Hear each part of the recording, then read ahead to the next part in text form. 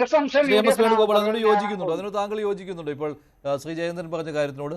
ഇതിനകത്ത് വെള്ളാപ്പള്ളി നടേശനെ കുറിച്ച് പൂർണ്ണമായും പഠിച്ചിട്ടുള്ളവർ കേരളത്തിൽ അധികം ഇല്ല എന്നാണ് എനിക്ക് തോന്നുന്നത്. അല്പമെങ്കിലും അദ്ദേഹത്തിൻ്റെ കാര്യങ്ങൾ മനസ്സിലാക്കിയിട്ടുള്ളത് ശ്രീ പിണറായി വിജയനാണ് എന്നുള്ളതാണ്.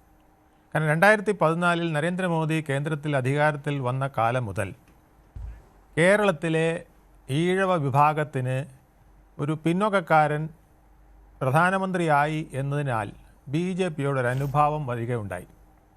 അതിൻ്റെ പ്രതിഫലനം പിന്നീട് വന്ന ഓരോ തെരഞ്ഞെടുപ്പിലും നമ്മൾ കാണുകയുണ്ടായി. അത് നിയമസഭയിൽ താമര വിരിയുന്നതായാലും, നഗരസഭയിൽ പാലക്കാട് ചെയർമാൻ ഉണ്ടാകുന്നതായാലും, ലോക്സഭയിൽ സുരേഷ് ഗോപി പോകുന്നതായാലും, പിന്നീട് ഇപ്പം തിരുവനന്തപുരത്ത് താമര വിരിഞ്ഞ് ഒരു മേയർ ഉണ്ടായതും ഒക്കെ നോക്കിക്കഴിഞ്ഞാൽ ആ ഒരു മാറ്റം ഭയങ്കരമായ ഒരു ഒഴുക്ക് പോലെയുണ്ട്. ഈ ഒഴുക്ക് മുന്നോട്ട് പോയാൽ തൻ്റെ പാർട്ടിയുടെയും തൻ്റെയും നിലനിൽപ്പ് വളരെ ബുദ്ധിമുട്ടിലാകുമെന്ന് പിണറായി വിജയന് പൂർണ്ണമായും ബോധ്യമുണ്ട്. ആ സന്ദർഭത്തിൽ വെള്ളാപ്പള്ളി നടേശനെ കൂടെ പൂർണ്ണമായി പിണക്കി BDJSനെയും വെള്ളാപ്പള്ളി നടേശനെയും കൂടെ NDAയുടെ കൂടെ പൂർണ്ണമായും വിട്ടുകൊടുത്താൽ ഒരു പക്ഷേ ഏറ്റവും വലിയ നഷ്ടമുണ്ടാകാൻ പോകുന്നത് CPM എന്ന ഹിന്ദു പാർട്ടിക്കായിരിക്കും. അതുപോലെ തന്നെ അദ്ദേഹത്തിന് വേറൊരു കാര്യം അറിയാം. മുസ്ലിം ലീഗിൻ്റെ അല്ലെങ്കിൽ മുസ്ലിങ്ങളുടെ വോട്ട് ഇന്ന് CPMന് അധികം കിട്ടാനുള്ള സാധ്യത ഇല്ല. ആ സാഹചര്യത്തിൽ മുസ്ലിം വോട്ടുകൾ ഒരു സ്ഥലത്തേക്ക് ഫോക്കസ് ചെയ്യുമ്പോൾ അതിൻ്റെ അപ്പുറമായിട്ട് ഒരു ഹിന്ദു വോട്ടുകളും ഇപ്പോൾ ആദ്യം നായർ മുതൽ നായാടി വരെ എന്ന് പറഞ്ഞിരുന്ന വെള്ളാപ്പള്ളി നടേശൻ ഇന്ന് നായർ മുതൽ നസ്രാണി വരെ എന്നും പറയുന്നുണ്ട്.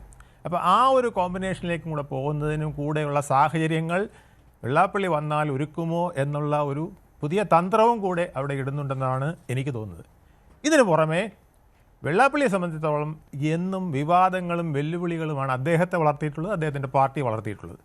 അതുകൊണ്ട് തന്നെ അദ്ദേഹം ഇപ്പോൾ ഉദ്ദേശിക്കുന്നത് മലപ്പുറത്തെ ബ്രാഹ്മണൻ എന്ന് പറയുന്നത് മുസ്ലിം ലീഗാണെന്ന് പറഞ്ഞു വരികയാണ് അദ്ദേഹം ചെയ്തുകൊണ്ടിരിക്കുന്നത്.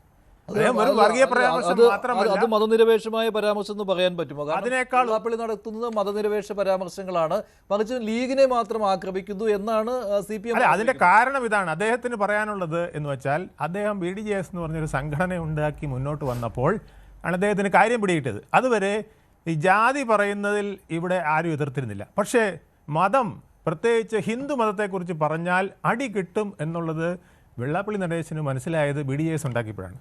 അതിൻ്റെ പ്രധാന ഘടകം മുസ്ലിം ലീഗാണ് അല്ലെങ്കിൽ മുസ്ലിങ്ങളാണ് എന്നൊരു ധാരണ അല്ലെങ്കിൽ ഒരു വിശ്വാസം അദ്ദേഹത്തിനുണ്ട്.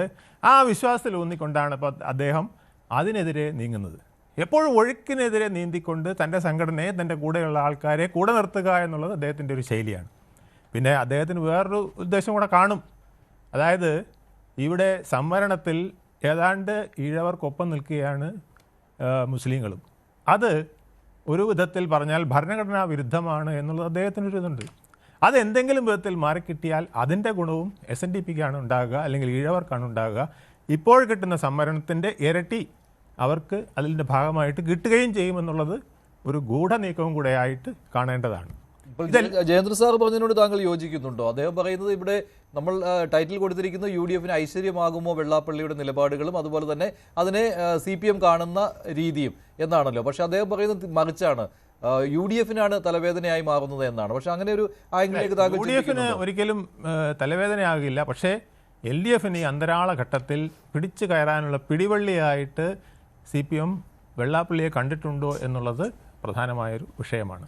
അതായിരിക്കാം ഒരു പക്ഷേ വെള്ളാപ്പള്ളിയെ ഒട്ടും വിടാതെ പിടികൂടുന്നത്. പിന്നെ അവിടെ ഒരു റിസ്ക് എലമെന്റ് ഉണ്ടല്ലോ, അത് തദ്ദേശ തെരഞ്ഞെടുപ്പിൽ കണ്ടതുമാണ്. അതെ, ഇപ്പോൾ വെള്ളാപ്പള്ളിയെ കാറിൽ കയറ്റി കൊണ്ടുവന്നതും ഒക്കെ അതിൽ പ്രതിഫലിച്ചിട്ടുണ്ടല്ലോ. മുസ്ലിം വോട്ടുകളുടെ കൺസോളിഡേഷൻ ഉണ്ടായി. മുസ്ലിം വോട്ടുകളുടെ കൺസോളിഡേഷൻ ഉണ്ടായിരിക്കുന്നത് ഇനി എന്ത് കളിച്ചാലും ഈ 3 മാസം കൊണ്ട് മാറ്റാൻ പറ്റില്ല എന്ന് വെള്ളാപ്പള്ളി പിണറായി വിജയൻ എന്ന ബുദ്ധിമാനായ രാഷ്ട്രീയക്കാരന് നല്ലപോലെ അറിയാം. അപ്പോൾ അദ്ദേഹത്തിന് ഇനി ചെയ്യാവുന്നത് എന്താണ്? വെള്ളാപ്പള്ളിയെ കൂടെ പിടിച്ചുകൊണ്ട് മാക്സിമം ഹിന്ദു വോട്ടുകളും പിന്നെ മറ്റ് വിഭാഗങ്ങളുടെ വോട്ടുകളും പിടിച്ചു നിർത്താനോ ലീഗിനെ ഒന്ന് എതിർക്കാനായിട്ടുള്ളൊരു ശക്തിയായിട്ട് നിർത്തിക്കൊണ്ട് ചില മുന്നേറ്റങ്ങൾ നടത്താനോ മാത്രമേ അതുകൊണ്ട് സാധിക്കുകയുള്ളൂ എന്നുള്ളതാണ് ആ നീക്കത്തിൻ്റെ. ഡോക്ടർ ജി ഗോപകുമാർ, അവിടെ അപ്പോൾ CPIക്ക് തെറ്റ് പറ്റിയോ അല്ലെങ്കിൽ അബദ്ധം പറ്റിയോ? അത് രാഷ്ട്രീയം മുന്നിൽ കാണുവാൻ കഴിയാതെ വന്നു. ഇപ്പോൾ ബിനോയ് വിശ്വത്തിൻ്റെ ഒരു പ്രസ്താവനയുണ്ട്, ഞാനായിരുന്നുവെങ്കിൽ വെള്ളാപ്പള്ളിയെ കാറിൽ കയറ്റുകയില്ലായിരുന്നുവെന്ന്. അങ്ങനെ പറയാൻ പറ്റുകയുമില്ലല്ലോ. അതൊരു വ്യക്തിപരമായി പോയി ആ ഒരു ആരോപണം. ഇപ്പോൾ ചതിയൻ ചന്തു എന്ന് CPIയെ വിളിച്ചപ്പോൾ അത് ചതിയൻ ചന്തുവിൻ്റെ തൊപ്പി ആർക്കാണ് ചേരുന്നത്, വെള്ളാപ്പള്ളിക്കാണ് എന്ന് പറഞ്ഞു. അത് ശരി, അവിടം വരെ ശരി. പക്ഷേ ഈ കാറിൽ കയറ്റാൻ ഞാൻ തയ്യാറാകുമായിരുന്നില്ല എന്ന് പറയുമ്പോൾ അതിന് മറ്റൊരു വേഷം കൊടുക്കുവാനായിട്ട്, മറ്റൊരു ചിത്രം കൊടുക്കുവാനായിട്ട് കഴിയും വെള്ളാപ്പള്ളി നടേശന്. അത് അദ്ദേഹം ചെയ്യുകയും ചെയ്തു. ഞാനെന്താ കാറിൽ കയറ്റാൻ കൊള്ളാത്തവനാണോ എന്നുള്ള ഒരു നറേറ്റീവ് കൊടുക്കുവാനും പറ്റിയിട്ടുണ്ടല്ലോ. അപ്പോൾ CPIക്ക് അവിടെ തെറ്റുപറ്റുകയായിരുന്നില്ലേ? അത് നിശ്ചയമായിട്ടും. കാരണം CPIക്ക് ഇപ്പോഴത്തെ പശ്ചാത്തലത്തിൽ കേരള രാഷ്ട്രീയത്തിൽ വലിയ വെല്ലുവിളികളാണ് ഉള്ളത് മുന്നോട്ട് പോകാനായിട്ട്.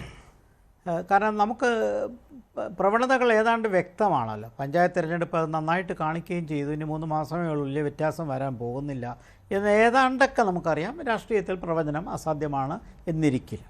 പക്ഷേ പൊതുവേ CPI ഇങ്ങനെ ഇടയ്ക്കിടയ്ക്കൊക്കെ വെടിപൊട്ടിക്കാറുണ്ട്. അത് ആദ്യമായിട്ടല്ല.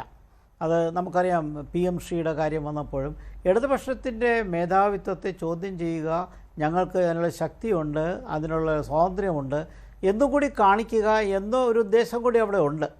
അതാണ് അവിടെ കൂടുതൽ കാണുന്നത്. അതിനെ ഇടതുപക്ഷത്തിന് CPIയെ തള്ളാനും പറ്റില്ല. കാരണം ഏറ്റവും പ്രബലമായ കക്ഷിയാണെന്ന് ഇന്നും മുഖ്യമന്ത്രി പറഞ്ഞല്ലോ. ഞങ്ങൾ കഴിഞ്ഞാൽ ഏറ്റവും പ്രബലമായ കക്ഷിയാണ്, ഞങ്ങൾ നല്ല സൗഹൃദത്തിൽ പോകണു.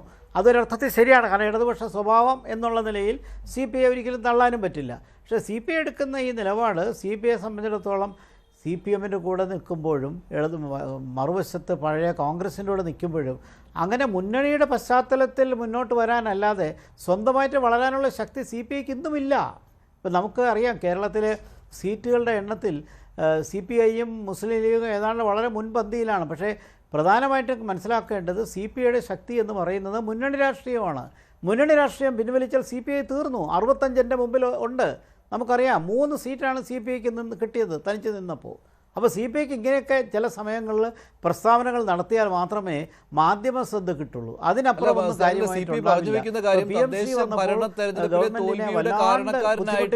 വെള്ളാപ്പള്ളി ഉണ്ടല്ലോ, കാരണക്കാരൻ വെള്ളാപ്പള്ളി എന്ന രീതിയിൽ ഒരു കാരണം വെള്ളാപ്പള്ളി. അപ്പോൾ അതിനെ ആ രീതിയിൽ CPI അവതരിപ്പിക്കുകയാണ്. പക്ഷേ ഇവിടെ വേണുഗോപാൽ സാർ പറഞ്ഞത് ഈ തെരഞ്ഞെടുപ്പിൽ നിന്ന് വലിയ വ്യത്യാസമൊന്നും ഈ 3 മാസം കൊണ്ട് സംഭവിക്കാനില്ല. പിന്നെ അതിൽ ഡാമേജ് കൺട്രോൾ എന്ന രീതിയിൽ ഇപ്പോഴത്തെ ഈ സ്റ്റാറ്റസ് കോ അങ്ങനെ തന്നെ പോട്ടെ. കാരണം മുസ്ലിം വോട്ടുകളുടെ കൺസോളിഡേഷൻ സംഭവിച്ചു കഴിഞ്ഞു, അത് UDFന് അനുകൂലമായിട്ട്. അതിൽ വലിയ മാറ്റമൊന്നും ഉണ്ടാകാൻ പോകുന്നില്ലെങ്കിൽ പിന്നെ ഈ രീതിയിൽ തന്നെ വെള്ളാപ്പള്ളിയെ കൂടെ നിർത്തിക്കൊണ്ട് തന്നെ മുന്നോട്ട് പോകട്ടെ എന്ന രീതിയിൽ ചിന്തിക്കുന്നതാണ് നല്ലത് CPMനെന്ന്. അതാണ് ഞാൻ ചോദിച്ചത്, CPIക്ക് അവിടെ തെറ്റുപറ്റിയോ എന്ന്. അല്ല, CPMനുള്ളതുപോലെ ഇടതുപക്ഷ മുന്നണിയുടെ മുന്നോട്ടുള്ള യാത്രയിൽ ഏറ്റവും കൂടുതൽ ഉത്തരവാദിത്വം CPMനാണുള്ളത്, CPIക്കല്ല എന്നുള്ളത് നമുക്ക് നന്നായിട്ടറിയാം. CPI എപ്പോഴും 2ാം നിരയിൽ മാത്രമേ നിന്നിട്ടുള്ളൂ. പക്ഷേ CPMന് അങ്ങനെയല്ല. CPMനെ സംബന്ധിച്ചിടത്തോളം അടുത്ത നിയമസഭാ തെരഞ്ഞെടുപ്പ് തോറ്റാലും ഞങ്ങളെടുക്കുന്ന നിലപാടിലൊരു നിലപാടുണ്ട് എന്ന് കാണിക്കണം. കാരണം അതിനകത്ത് മറ്റൊരു കാര്യം നമ്മൾ തുടക്കത്തിൽ സൂചിപ്പിച്ചു. BJPയിലേക്ക് പോകുന്ന വോട്ടുകളെ ചെറുക്കാൻ വെള്ളാപ്പള്ളി നടേശൻ CPMന് ഇന്ന് അത്യാവശ്യമാണ്. കാരണം BJP ഇന്ന് കേരളത്തിൽ വളരുന്നുണ്ട്. പ്രത്യേകിച്ച് ചില പോക്കറ്റുകളിൽ BJPക്ക് ശക്തമായ വളർച്ച കാണുന്നുണ്ട്. അത് പൊതുവേ ശതമാനത്തിൻ്റെ കാര്യത്തിൽ ചെറിയ വ്യത്യാസം വന്നെങ്കിലും വിന്നബിലിറ്റി BJPക്ക് ഇന്ന് കൂടിയിരിക്കുകയാണ്. മുന്നണി രാഷ്ട്രീയത്തിലല്ല, അവരുടെ കൂടെ മുന്നണിയിൽ നിൽക്കുന്ന ആൾക്കാർ കുറവാണ്. പക്ഷേ ഇടതുപക്ഷ BJPയെ സംബന്ധിച്ചിടത്തോളം ഈഴവ സമുദായത്തിൻ്റെ പിന്തുണയും കൂടി കിട്ടിയാൽ അവർക്ക് നല്ലൊരു ഭാവിയുണ്ട്. ആ ഭാവി മനസ്സിലാക്കിക്കൊണ്ട് അത് തടയണമെങ്കിൽ വെള്ളാപ്പള്ളി നടേശനെ കൂട്ടി നിർത്തിയാലേ പറ്റുള്ളൂ എന്നുള്ള ചാണക്യസൂത്രം തന്നെയാണ് ഇവിടെ CPM എടുത്തിരിക്കുന്നത്. അപ്പോൾ അടുത്ത ഇലക്ഷനിൽ തോറ്റാലും സാരമില്ല. ഒരു പക്ഷേ മനസ്സിൽ കാണുന്നത് CPMൻ്റെ ബേസ്, പഴയ കാലത്തെ ഉള്ള ബേസ്, OBC വോട്ടുകളിൽ 65% എന്നും CPMലേക്ക് നിന്നിരുന്ന ആ ബേസിന് ഒരു കുഴപ്പവും വരാതിരിക്കണം.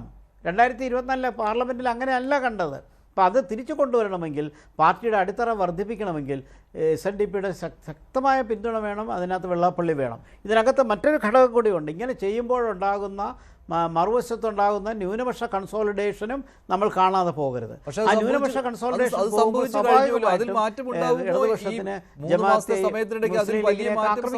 ഇല്ലെങ്കിൽ പിന്നെ ആ റിസ്കിലേക്ക് പോകേണ്ട ആവശ്യമില്ലല്ലോ. ഇത് ഇപ്പോൾ എങ്ങനെയാണോ പോകുന്നത് അങ്ങനെ തന്നെ പോട്ടെ എന്ന് കരുതുന്നതാണല്ലോ രാഷ്ട്രീയ തന്ത്രജ്ഞത.